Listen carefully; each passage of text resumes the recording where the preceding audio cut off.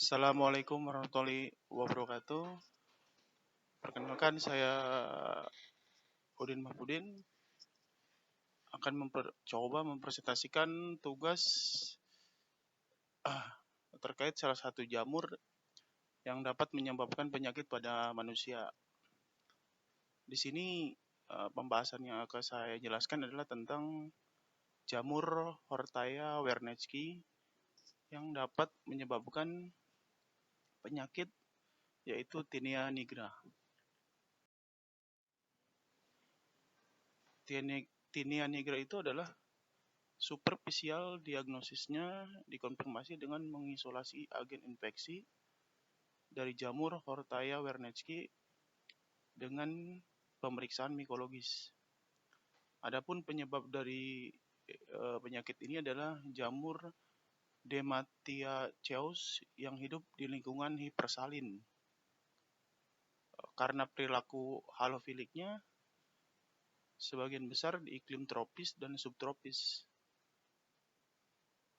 Jamur yang dulu namanya Dematiaceae sekarang disebut dengan Hortaya wernicki.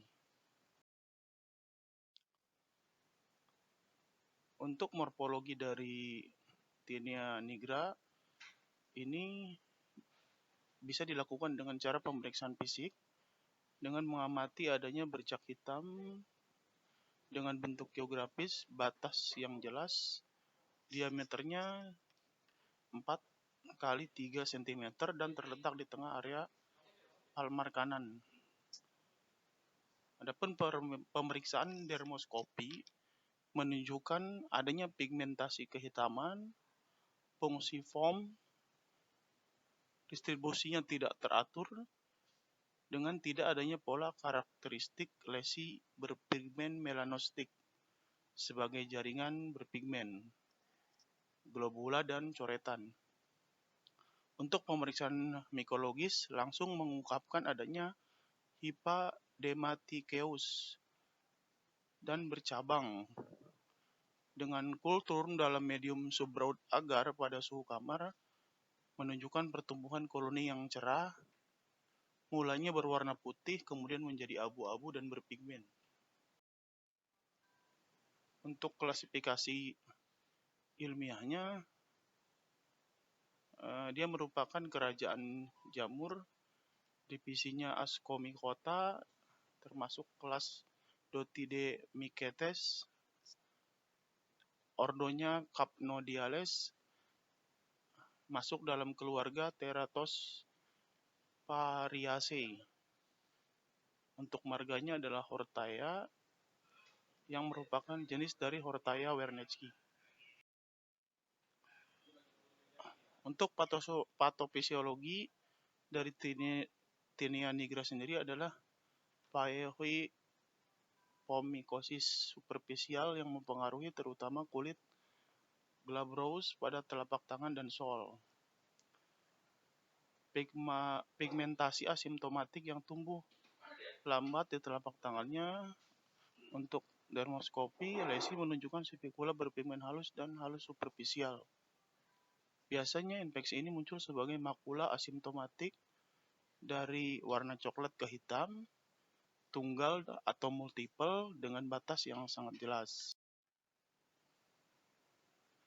Epidemiologinya sendiri yaitu melanoma lentiginous akut biasanya ditemukan di Afrika atau Amerika dan Asia, dikaitkan dengan morbiditas dan mortalitas yang signifikan. Tinea nigra ini biasanya ditemukan di daerah tropis dan subtropis, adalah mikosis superficial yang jarang terjadi, yang disertai dengan pigmen vokal dan didiagnosis dengan tes KOH atau kalium hidroksida. Biasanya menyerang orang muda di bawah 20 tahun dan sering berkunjung ke pantai. Manifestasi klinis dari Tinea nigra sendiri adalah makula coklat bercak atau bercak hitam yang dibatasi dengan baik tanpa penskalaan pada telapak tangan dan sol. Bermanifestasi secara klinis sebagai satu titik dengan warna mulai dari coklat muda hingga hitam, terletak di telapak tangan dan akhirnya ke telapak kaki atau di daerah atipikal.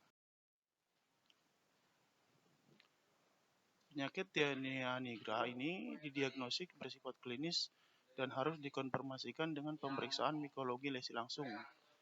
Setelah klarifikasi dengan kalium hidroksida atau KOH atau dengan cara kultur dalam medium agar subrowed dextrose di suhu kamar. Tes KOH ini dilakukan sebagai bagian dari penyelidikan laboratorium awal untuk diagnosis banding dari Tinea nigra dari Nepus melanocytic fungsional dan melanoma lentiginous akut.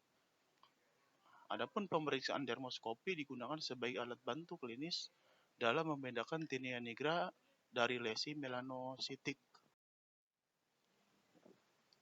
Pengobatan untuk Tinea nigra ini adalah terapi anti jamur sistemik tidak diperlukan karena berbagai obat anti jamur telah menunjukkan respon yang baik seperti senyawa imidazole. Penggunaan krim ketoconazole 2% yang diberikan 2 kali sehari selama 2 minggu diresepkan untuk Tinea nigra. Akibatnya bintik hitam pada telapak tangan secara bertahap menghilang. Pengobatan Tinea nigra dapat juga dilakukan dengan agen anti jamur dan keratolik topikal dengan resolusi lengkap dalam 2 hingga 4 minggu. Penggunaan terbinafin dan butenafin juga bisa digunakan untuk Tinea nigra. Mungkin sekian presentasi dari saya.